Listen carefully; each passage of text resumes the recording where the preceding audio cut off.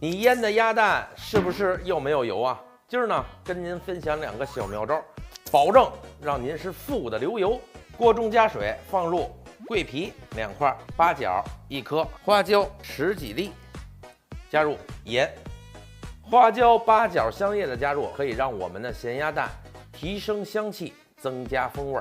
水烧开后，保持开锅3分钟左右的时间，然后关火，自然晾凉。洗干净的鸭蛋先放入白酒中均匀浸泡，裹上1层盐，用保鲜膜包裹。包裹保鲜膜之后，可以加速它的成熟，同时快速出油。